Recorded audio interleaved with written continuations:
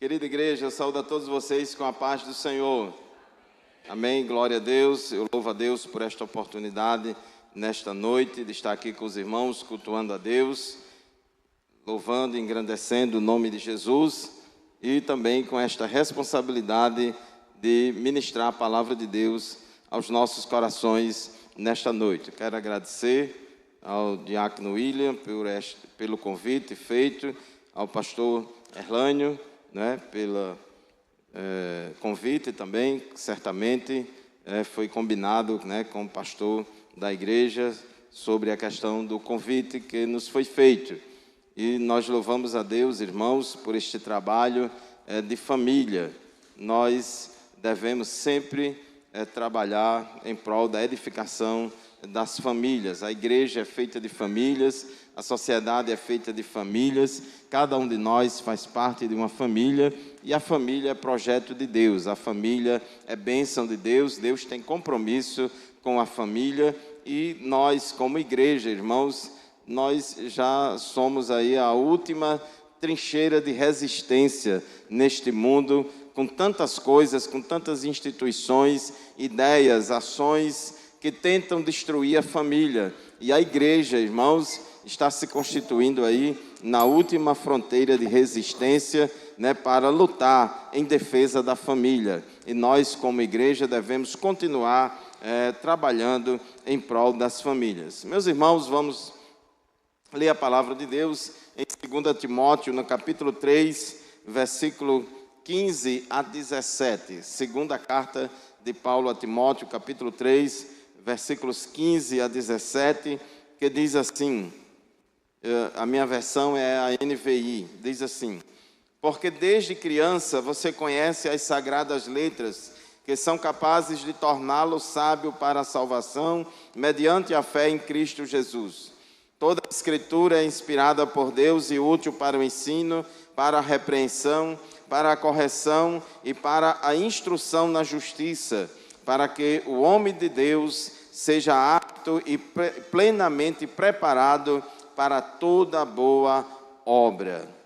A Bíblia também afirma em Romanos, no capítulo 15, no versículo 4, as seguintes palavras: pois tudo o que foi escrito no passado foi escrito para nos ensinar, de forma que, por meio da perseverança e do bom ânimo, procedentes das Escrituras, mantenhamos a nossa esperança. Meus irmãos, a Bíblia Sagrada é a palavra de Deus. E este livro tem uma mensagem poderosa. A Bíblia não somente contém a palavra de Deus, mas ela é toda ela a palavra de Deus, de Gênesis a Apocalipse. E nós, como evangélicos, nós cremos e professamos e ensinamos que a Bíblia Sagrada é a nossa única regra infalível de fé e prática, nossa única regra infalível de fé e conduta. A Bíblia é o manual do cristão, a Bíblia é o manual do ser humano. Através desta mensagem, Deus se revelou para nós, e a Bíblia, irmãos, também é o manual da família. A Bíblia é o manual da família, e ela nos ensina, irmãos, como manual da família, ela nos ensina princípios fundamentais e irrevogáveis para o bem-estar e para o sucesso das famílias. Se qualquer família quiser ir bem, se qualquer família quiser ser abençoada, ela deve necessariamente observar o que Deus preconiza na sua palavra, na Bíblia Sagrada, para as famílias. A Bíblia tem esses princípios, irmãos, essas leis universais, divinas, para orientar as famílias. Então, toda família que é constituída, que é dirigida, que é guiada debaixo desses princípios da palavra de Deus, é uma família abençoada. E a Bíblia mostra, irmãos, que a família começa com o casamento. Quando duas pessoas se casam, ali começa uma nova família. E o que revela a Bíblia Sagrada é que o casamento aprovado por Deus, o casamento abençoado por Deus, o casamento que Deus tem compromisso em abençoar, é o casamento feito, conduzido de acordo com os princípios da palavra de Deus. É o casamento, irmãos, monogâmico, um só homem casado com uma só mulher. Casamento heterossexual, um homem, varão, do sexo masculino, casando com uma mulher, varoa, do sexo feminino. É um casamento, irmãos, monossomático, porque diz a Bíblia em Gênesis 2:24, deixará o varão, o seu pai e a sua mãe, e unir-se-á a sua mulher, e ambos serão uma só carne. Os dois constituem-se uma só carne. Sexo antes do casamento é pecado, sexo fora do casamento também é pecado, mas dentro do casamento é um mandamento de Deus. O casamento que Deus abençoa também, irmãos, tem que ser um casamento confessional. Crente casa com crente. Aquele que conhece a Deus, aquele que serve a Deus, aquele que já conhece o Deus da palavra e a palavra de Deus, ele não pode entrar em desobediência e procurar uma pessoa que não professa a fé cristã para se casar. Ele deve, irmãos, procurar, casar com uma pessoa crente. É assim que a Bíblia ensina, contanto que seja no Senhor. E também o quinto princípio aqui, importante para o casamento que Deus abençoa, é um casamento que seja indissolúvel. Mateus 19:6, Jesus disse que o que Deus juntou, não separe o homem. Isso significa, irmãos, que o casamento é um projeto de Deus para o casal viver juntos até que a morte os separe. Então não tem prazo assim de validade. O casamento não é uma brincadeira, não é um teste para saber se dá certo. Não é um test drive, não é um contrato com data de validade pré-definida e só se renova se ambas as partes quiserem. Não, o casamento é indissolúvel. Deus não se agrada do divórcio, como diz a palavra de Deus. A Bíblia, como manual da família, irmãos, ela tem, de Gênesis a Apocalipse, muitos exemplos de famílias abençoadas, de famílias que obedeceram os princípios da palavra de Deus e por isso colheram bons frutos. Mas também a Bíblia tem exemplos negativos de famílias. O que foi? A Bíblia também, irmãos, contém exemplos negativos de famílias que quebraram princípios da palavra de Deus e por isso colheram maus frutos. Nós podemos ver, por exemplo, pelo menos 2 exemplos negativos. Não vou aqui falar de muitos por causa do tempo que é curto, irmãos, mas nós vemos, por exemplo, na família de Davi, uma família, irmãos, cujo chefe de família deu mau exemplo como líder de família e como pai.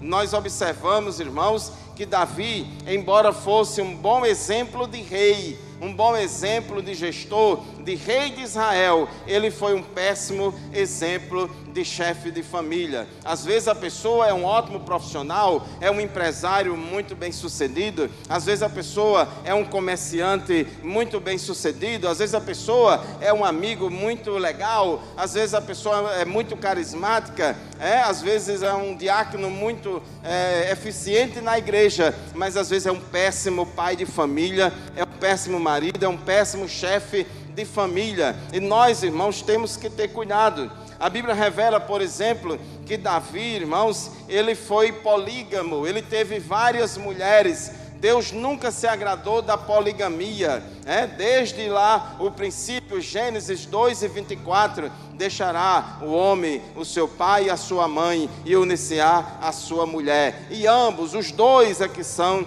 uma só carne. Deus nunca se agradou da poligamia, embora no passado alguns homens de Deus tenham praticado esse mau costume do mundo. No início foi tolerado por Deus por algum momento, mas depois, irmãos, Deus começou a cobrar seriamente e não tolerar mais a poligamia de jeito nenhum. Além disso, Davi também foi adúltero.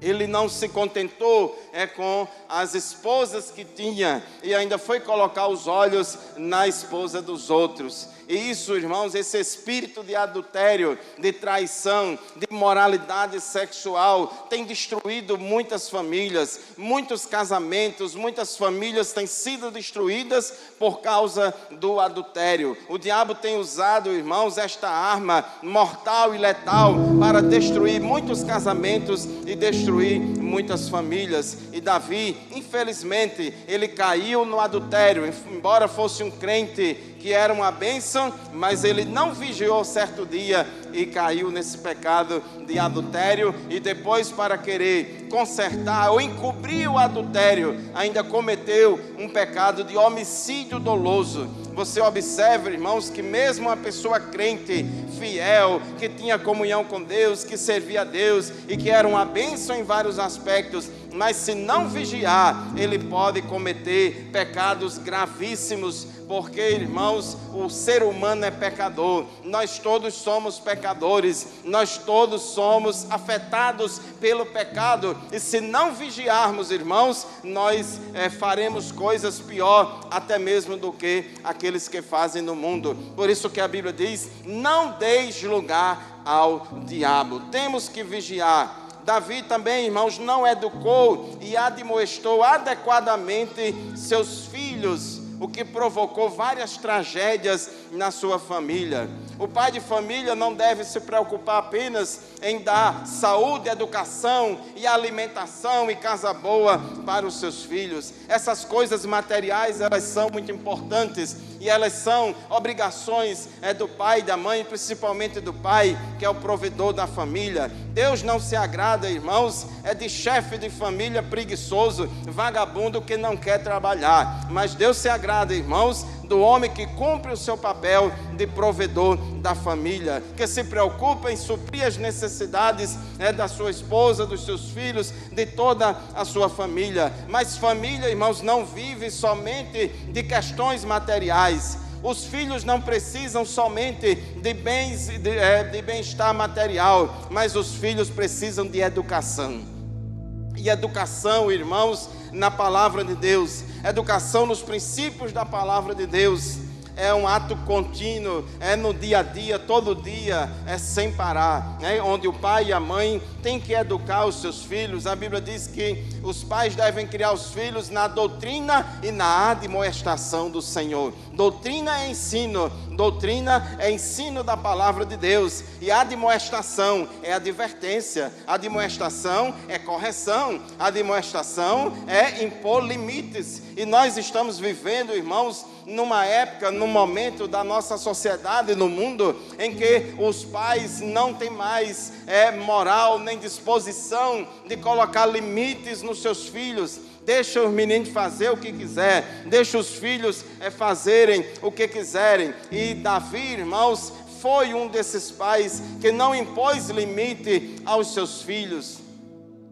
Até mesmo porque tinha filhos de várias mulheres, dificultava mais ainda. Nem todos eles moravam debaixo do mesmo teto, junto com o rei. Mas ele teve, irmãos, várias esposas, contrariando o princípio da palavra de Deus. Como falamos, cometeu adultério com Batseba, não impôs limite aos seus filhos. A Bíblia diz em 1 Reis, capítulo 1, versículo 6, uma palavra, irmãos, muito interessante, que revela. É interessante, irmãos, que a Bíblia, ela não esconde os defeitos dos seus heróis. A Bíblia fala de muitas coisas lindas e bonitas de Davi. É pintado na Bíblia como um herói, mas é também, irmãos, um ser humano que tinha suas falhas e seus defeitos. E a Bíblia é a palavra de Deus, ela não esconde os defeitos e as falhas dos seus heróis. 1 Reis, capítulo 1, versículo 6, a Bíblia fala que a respeito de Adonias, que era um dos filhos de Davi. E a Bíblia diz que seu pai, ou seja, o pai de Adonias, Davi, nunca o havia contrariado, nunca lhe perguntava: por que você age assim? Este era, irmãos, o comportamento de Davi. Falhou em admoestar o seu filho Adonias, falhou em impor limites aos seus filhos, e a Bíblia revela claramente, ele nunca o havia contrariado. Tem muitas crianças, irmãos, e adolescentes que estão crescendo muito poderosos, meninos, meninas, que falam, que respondem a pai e mãe, que grita com pai e mãe, alguns até querem bater em pai e mãe. Isso, irmãos, é inadmissível. Tem que cortar esse mal pela raiz. Não pode deixar, irmãos, nenhuma brecha. Os pais devem impor limites aos seus filhos. Então Davi fazia todos os gostos de Adonias. O rei Davi também não disciplinou seu filho Amnon pelo pecado de estupro e incesto contra Tamar, sua irmã. O rei Davi, irmãos, ele cometeu adultério. Ele cometeu essa falha na vida dele. E embora Deus tenha perdoado ele, porque ele pediu perdão, a gente vê no Salmo 51, no Salmo 32, Davi se arrependendo do seu pecado, ele se arrependeu e Deus perdoou ele. O sangue de Jesus Cristo, irmãos, nos purifica de todo o pecado, mas também, irmãos, as consequências nos acompanham. Tenha muito cuidado com o que você faz como pai, tenha muito cuidado com o que você faz como mãe, tenha muito cuidado com o que você faz como esposo e como esposa. Porque, irmãos, tem coisas que deixam consequências, tem coisas que deixam sequelas, e nós temos que ter cuidado para poder preservar a nossa família. E Davi, irmãos, cometeu aquele adultério terrível, e o qual gerou um homicídio doloso, e ele ficou, irmãos, sem moral, ele ficou sem capacidade moral para poder administrar situações lá da sua casa. E o seu filho Amnon, que era o filho mais velho de Davi, cometeu um pecado terrível, irmãos. Estuprou a própria irmã. Foi um pecado de incesto. A irmã de Amnon, Tamar, era só irmã por parte de pai. Era filho de outra mãe. Mas era irmã, era meia irmã, como se diz. E aquele jovem, irmãos, Amnon, cheio de concupiscência da carne, com aqueles olhos malignos de imoralidade sexual, colocou os olhos em cima da sua irmã Tamar. E porque ela era bonita, era agradável, e desejou ela sexualmente, mesmo sabendo que ela era irmã dele. Tenhamos cuidado, meus irmãos, porque o diabo coloca muitas vezes no coração de muitos homens esses desejos lascivos, essas imoralidades sexuais, para poder, irmãos, atacar muitas mulheres, para poder abusar de mulheres, para poder ter desejos pecaminosos com outras mulheres. E infelizmente, irmãos, Tamar foi vítima de Amnon. Amnon, como se diz, pegou ela à força, e estuprou ela, teve relações sexuais com ela, não consentidas, cometeu um pecado grave, que pela lei até, irmãos, era passível de pena de morte. Mas o pai dele, Davi, irmãos, não fez nada. O pai dele, Davi, não tinha moral para poder resolver aquela situação, para chegar e puxar na orelha de Amnon. Porque, irmão, se fosse falar alguma coisa, Amnon era o primeiro a dizer: quem é você para dizer, para me acusar disso, daquilo e daquilo outro? Eu sei o que você fez com Batseba. Isso, irmãos, é triste na vida de um pai. Isso é triste na vida de uma mãe. Embora Deus perdoe pelo pecado cometido depois que a pessoa se arrepende de coração, mas fica essas consequências, fica essa má fama. E Davi não tinha mais, irmãos, força para botar moral dentro de casa, para disciplinar o seu filho Amnon. E isso resultou numa tremenda injustiça. E o irmão de Tamar, Absalão, que também era irmão de Amnon, por parte de pai, ficou revoltado com o pai por causa disso. Meu pai não disciplinou Amnon. Como é que meu irmão Amnon comete um pecado de incesto tão grave contra a minha irmã Tamar e o meu pai não faz nada, né? Não tem disciplina nenhuma contra ele. E aquilo, irmãos, já nasceu outro problema dentro da família, que foi a revolta de Absalão contra o seu pai Davi. E Absalão começou a ver que o seu pai Davi não tinha moral para ser um chefe de família, não tinha moral para poder ser um líder da casa, e muito menos ter moral para ser líder em Israel, ou rei de Israel. E por isso que a Bíblia diz, irmãos, que Absalão tentou usurpar o trono do seu pai Davi. Absalão começou a fazer muitas coisas para tomar o trono do seu pai Davi.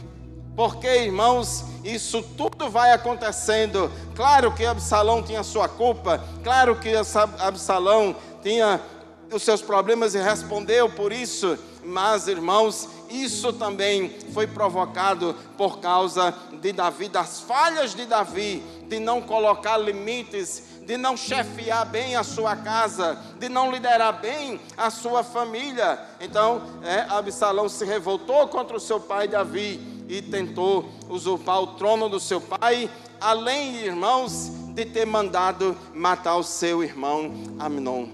Como Davi não resolveu, como a justiça do rei não resolveu, então Absalão ficou com aquele sentimento de revolta, com aquele clamor de justiça e querendo fazer justiça contra as próprias mãos. E esperou um tempo e depois de poucos anos, aí Absalão manda matar o seu irmão Amnon para poder vingar o que ele fez com Tamar. Então, irmãos, tragédias familiares, uma tragédia levando a outra tragédia, porque Davi, embora fosse um bom exemplo de rei, ele foi um péssimo exemplo de pai, um péssimo exemplo de líder, de chefe de família, porque ele transgrediu princípios fundamentais que está aqui no manual da família, que é a Bíblia Sagrada, a palavra de Deus.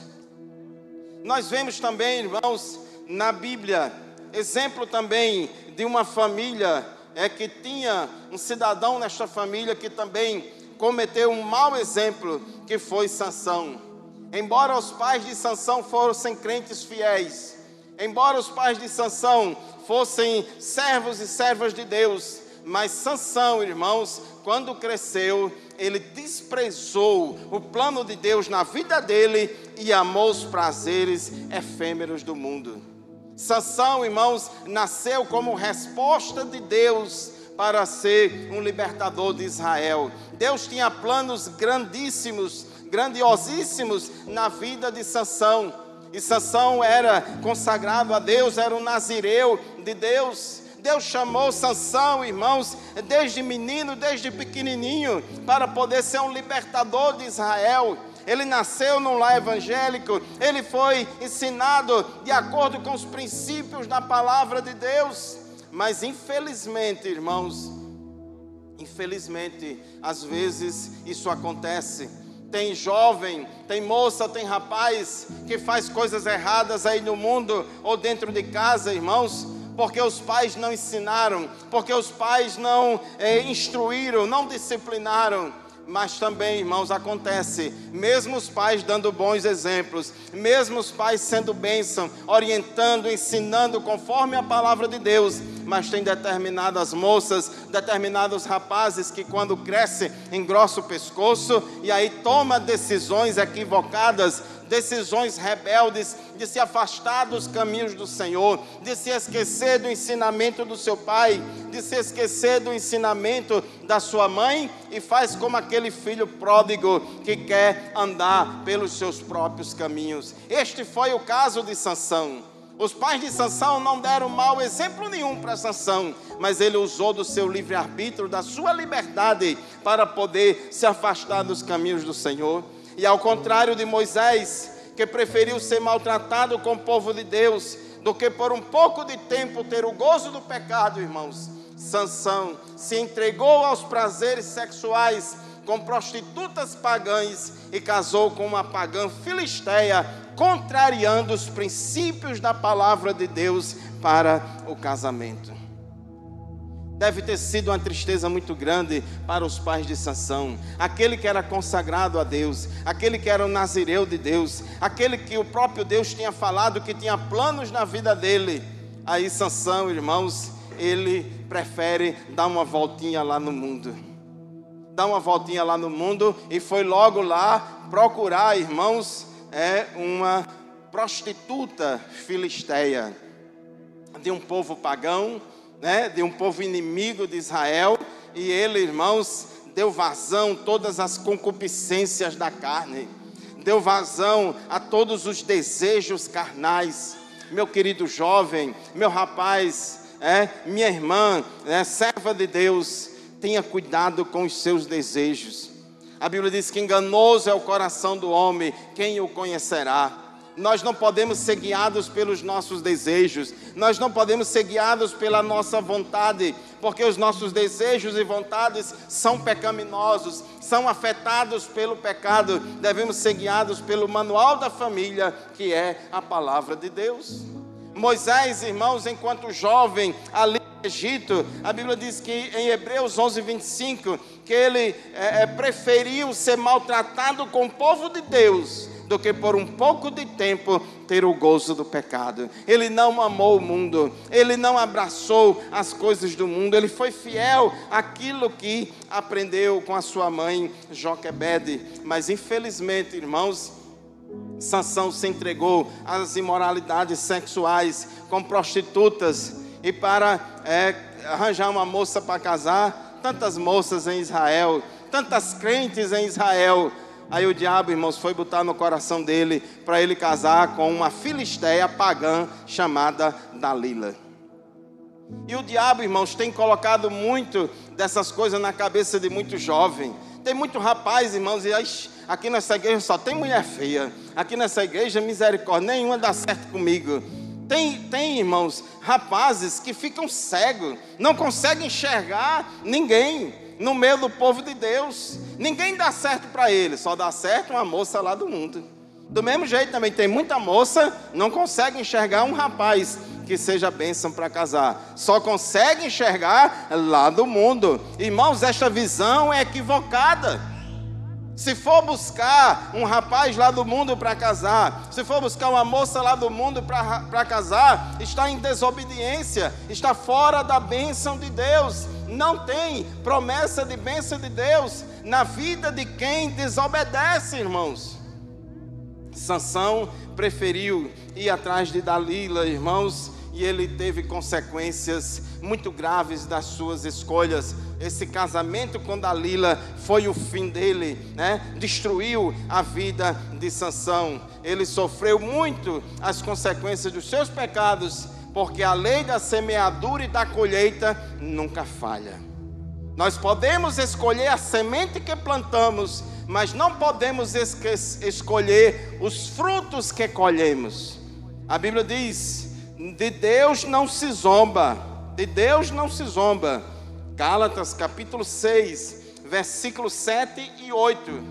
Não se deixe enganar, de Deus não se zomba, pois o que o homem semear, isso também colherá. Quem semeia para a sua carne, da carne colherá a destruição, mas quem semeia para o Espírito, do Espírito colherá a vida eterna. É a lei da semeadura e da colheita. Meu rapaz, minha moça, meu jovem, você quer ser abençoado, você quer ser abençoada, aleluia. Procure constituir um casamento de acordo com os princípios da palavra de Deus. Mas, irmãos, a Bíblia não tem somente exemplos negativos de famílias, mas também tem exemplos positivos. Um exemplo positivo de família, irmãos, podemos ver na Sagrada Família, como se diz, ou na família de Jesus. Jesus, irmãos, ele tinha família. Jesus se fez carne e habitou entre nós. Ele tinha pai, ele tinha mãe, ele viveu, com a sua família, teve irmãos. E a gente vê, irmãos, que na família de Jesus já começou a coisa direitinha. José e Maria não praticaram relações sexuais antes do casamento. Eles primavam pela pureza. em um mundo, irmãos, que está até, daqui a um dia vai até virar crime, né? Se um rapaz casar virgem, se uma moça casar virgem, aí o mundo aí vai, daqui a um dia vai até considerar um crime, porque esta é a mentalidade do mundo, de se entregar às imoralidades sexuais. Você que é moça, você que é rapaz, que serve a Deus, não tenha vergonha de ser virgem, não tenha vergonha de se for necessário, declarar ou dizer em algum lugar, em algum ambiente, não tenha vergonha de assumir que é virgem, porque isso, irmãos, é promessa de Deus, é bênção de Deus na vida do rapaz e da moça. Mas vão caçoar de mim, vou sofrer bullying, vão falar isso, aquilo e aquilo outro de mim, vão dizer que e tal. Não importa o que o mundo vai dizer, seja conforme Deus quer que você seja. Você não deve ficar fazendo propaganda nenhuma a ninguém nem nada, mas em alguma situação ou circunstância, se você for perguntado, você tem que assumir e não ter vergonha disso. Embora José não entendesse desse negócio de Maria ter concebido do Espírito Santo, José não difamou Maria, e desistiu de deixá-la secretamente. José, irmãos, ele não era leviano. José se preocupava com a sua esposa Maria, ele se preocupava com o bem-estar dela, e ele era um homem de verdade. A gente vê, irmãos, que os pais de Jesus cumpriram suas obrigações religiosas em relação a Jesus. Às vezes, irmãos, tem pais que não têm dificuldade de cumprir as obrigações materiais com os filhos. Paga a escola, a melhor escola de Mossoró, paga lá para os filhos. Cursos extras, inglês, espanhol, música, conservatório, estágio no exterior, tanta coisa. Tanta coisa, porque eu quero que o meu filho, a minha filha, seja isso, aquilo e aquilo outro. Mas às vezes, irmãos, eu não vejo determinados pais vindo para a escola dominical com o filho, vindo para a escola dominical com a filha, vindo para a casa do Senhor. Às vezes só quer cumprir obrigações materiais com os filhos, mas não quer cumprir obrigações espirituais e religiosas. Mas, irmãos, nós temos visto muitas crianças e depois viram adolescentes, filhos de crentes, que são estranhos à igreja. Se entrar aqui na igreja é esquisito, ele não aguenta passar 15 minutos, fica todo agoniado, porque foi criado longe da igreja, foi criado longe do povo de Deus. Porque os pais, irmãos, nunca se preocuparam, porque o menino diz, não quero ir não vou hoje não, e não traz. Então, irmãos, isso é terrível. A gente vê que os pais de Jesus cumpriram obrigações religiosas. Jesus foi circuncidado ao 8º dia, conforme a lei. Jesus foi levado para o templo sede em Jerusalém, para ser apresentado ao Senhor e ser consagrado como primogênito, conforme a lei. Os pais de Jesus cumpriam as suas obrigações religiosas, e desde pequeno criou Jesus nos caminhos do Senhor, na sinagoga, no templo sede em Jerusalém. A família de Jesus, irmãos, não era desigrejada. A família de Jesus frequentava regularmente a sinagoga lá em Nazaré, onde eles moravam, e frequentava também o templo sede em Jerusalém, em todas as festas anuais, em todas as atividades que envolvia todo o Israel. Você, papai, você, mamãe, você, marido, você, esposa, junte a sua família e venha para a casa do Senhor, se congregue, participe das atividades da igreja, participe da comunhão dos santos, porque assim você será muito abençoados. Para terminar, irmãos, eu lembro também aqui agora, lá de Jeremias capítulo 35, a família dos Recabitas. A família dos Recabitas, irmãos, é um exemplo de família que conservou os bons ensinamentos recebidos do seu pai ao longo das gerações. Jonadab ensinou aos seus filhos que eles não deveriam beber vinho e nem bebida forte. E aquela família, irmãos, aqueles filhos guardaram o mandamento do seu pai e se tornaram um exemplo para Israel. na época do profeta Jeremias, o povo de Israel em pecado, desviado, e Deus, chamou Jeremias e disse: Jeremias, vai lá na casa lá dos recabitas e convide eles para ir lá no templo beber vinho e bebida forte. Irmão, Jeremias era o profeta de Deus na época. Ninguém tinha maior autoridade espiritual do que Jeremias. Aí Jeremias foi lá, chamou a família dos recabitas todinha e disse: vamos lá na igreja que lá vai ter um trabalho especial, e lá a gente vai tomar vinho e bebida forte. Está liberado a partir de hoje. Irmãos, tinha todo um contexto para aquele povo seguir. Eita, a igreja agora liberou vinho e bebida forte. Na própria igreja, mas não precisa nem ir para o bar. A própria igreja liberou. Está aqui o profeta, veio e Jeremias colocou lá vinho para eles, dentro da igreja, dentro do templo, irmãos, lá em Jerusalém. E aí Jeremias disse: está liberado, pode beber. Mas a Bíblia diz, irmãos, lá no capítulo 35 de Jeremias, que eles disseram: nananina não, de jeito nenhum, nós não vamos beber vinho nem bebida forte, embora você como profeta esteja chamando, embora a igreja liberou aqui, mas o meu compromisso é com o ensinamento do meu pai Jonadab, que me ensinou que não era para eu beber vinho e nem bebida forte. Então, irmãos, eles conservaram os princípios da palavra de Deus que foram ensinados desde pequeno. E nós, como pai, como mãe, devemos, irmãos, ensinar, deixar esse legado para os nossos filhos. O que é que você está ensinando ao seu filho? O que é que você está ensinando à sua filha? Ou será que você está ensinando, deixa a vida te levar, vida leva tu? Escolha, pode fazer o que quiser. Porque às vezes, irmãos, quando o menino diz: eu não quero ir para a escola, aí você vai. Às vezes pega puxando a hora, você vai. Agora quando o menino diz: não quero ir para a igreja não, então deixa aí. Vamos, mulher, só eu e você, deixa os meninos aí. Isso está errado, irmãos. Isso está errado. Mas os recabitas, irmãos, eles perseveraram, e Deus disse a Jeremias e ao povo de Israel: olha, os filhos dos recabitas, eles perseveraram em obedecer os mandamentos do seu pai Jonadab, enquanto Israel está desprezando a minha palavra.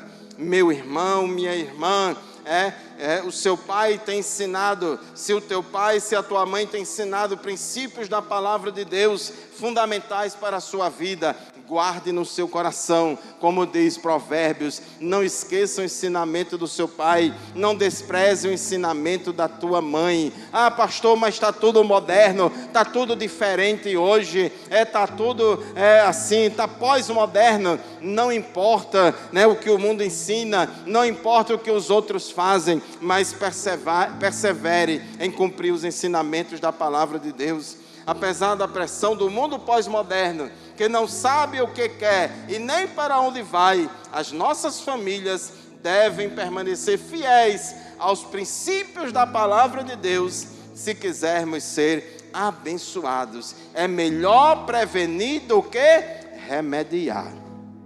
Aqui, irmãos, oramos todos os dias por problemas nas famílias, por famílias que estão passando os mais diversos problemas. Aqui é um pronto-socorro espiritual. Estamos aqui para orar, para Deus abençoar, ajudar. Mas é melhor prevenir do que remediar. Porque mesmo Deus perdoando, tem consequências que são inevitáveis. Portanto, meu querido irmão, minha querida irmã, guarde esta palavra no seu coração, cumpra ela, obedeça a ela, coloque ela em prática, que você vai ser feliz e abençoado na sua família. Deus abençoe a todos os irmãos. Eu quero, irmãos, neste momento, fazer uma oração por todas as famílias. Antes de devolver aqui, passar o microfone para o pastor Erlânio, vamos ficar em pé e vamos entregar nossas famílias nas mãos do Senhor nesta noite. Eu sei que nenhuma família é perfeita. Eu sei que toda família, irmãos, tem os seus problemas, tem as suas dificuldades.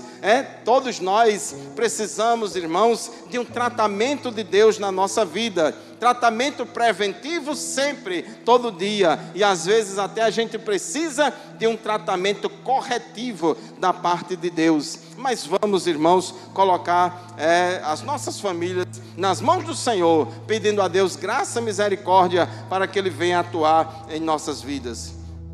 Senhor, meu Deus, meu Pai querido, muito obrigado, Jesus, pela Tua palavra que é fiel e verdadeira. Muito obrigado, Jesus, pela Bíblia Sagrada, que é o manual da família. Muito obrigado, Senhor amado, pelos Teus ensinamentos, pela Tua instrução para as nossas famílias. Meu Deus, eu Te louvo porque o Senhor tem cuidado na vida de cada um de nós. Queremos pedir a Tua ajuda, queremos pedir a Tua graça. Meu Deus, abençoe todos os pais, as mães, os filhos, os irmãos. Abençoe toda a parentela, toda a nossa casa, toda a nossa família. Tem misericórdia de nós e nos ajude para que possamos, ó Deus, vacinar nossas famílias com o antídoto da palavra de Deus, irmão. Deus, Senhor, contra, Senhor amado, as astutas ciladas do inimigo. Tem misericórdia, meu Deus. Ajuda, Senhor. Eu sei, ó Pai, que tem famílias que têm sido afetadas pelo inimigo. Tem famílias, meu Deus, que têm sido afetadas pelos dardos inflamados do maligno. Mas o Senhor é especialista em transformar maldição em bênção. O Senhor é especialista de mudar a situação. Tem misericórdia das nossas famílias. Contempla cada família aqui nesta noite. Cada pai, cada mãe, cada filho, cada irmão, cada sogro, cada sogra, cada genro, cada nora. Oh, meu Pai, tem misericórdia, meu Pai, nos ajuda. Nós não somos perfeitos, nós somos falhos, ó Pai, mas nós estamos aqui humildemente na Tua presença, pedindo a Tua graça, pedindo a Tua ajuda, pedindo o Teu perdão, pedindo a Tua orientação, Senhor, para que possamos seguir na Tua vontade. Abençoe, meu Deus, restaura as famílias, restaura casamentos, restaura a comunhão no lar. Ajuda, Senhor, vem trazendo perdão, vem trazendo a paz, vem trazendo a reconciliação nas famílias, ó Pai. E assim, meu Deus, continua trabalhando em nossas vidas. É o que Te pedimos e desde já Te agradecemos, em nome de Jesus. Amém. Glória a Deus. Muito obrigado pela oportunidade de poder sentar. Deus abençoe a todos em nome de Jesus.